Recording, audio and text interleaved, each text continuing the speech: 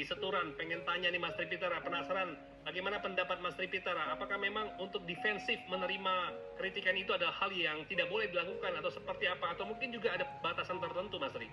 Ya, ketika orang itu defensif terhadap kritikan, itu menandakan satu yang paling mendasar, egonya terlalu dominan di dalam dirinya. Dia belum selesai dengan dirinya. Maka ketika dia belum memiliki jiwa leadership yang baik, pasti dia akan berusaha defense terhadap apa yang orang lain katakan kepada dirinya.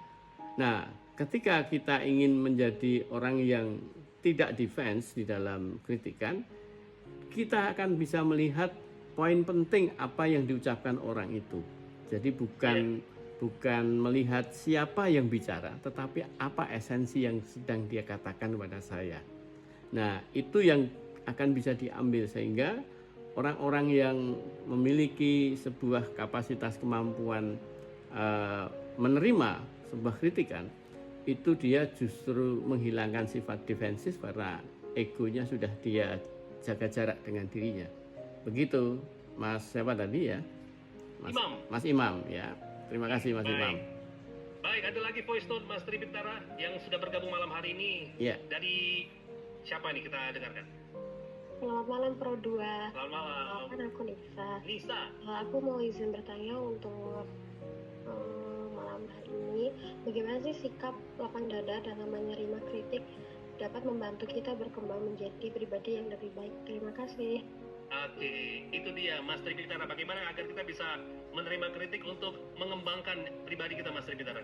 Ya, yang pertama adalah ketika kita sering berinteraksi banyak kepada orang lain, maka ini bagian dari modal kita untuk banyak melihat sebuah keberbedaan. Karena ketika orang tidak banyak berinteraksi dengan orang lain, maka resikonya adalah ketika ada orang lain berbeda dengan kita, itu kaget ya.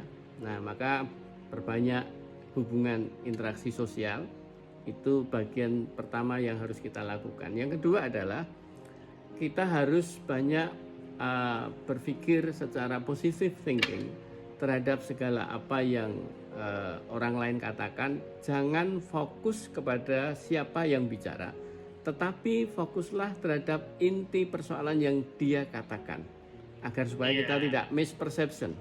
Nah, yang sering terjadi adalah misperception terhadap apa yang dia katakan, sehingga kita akan jernih mendengarkan secara tuntas apa yang dikatakan, jangan dipenggal, jangan dipotong di tengah jalan.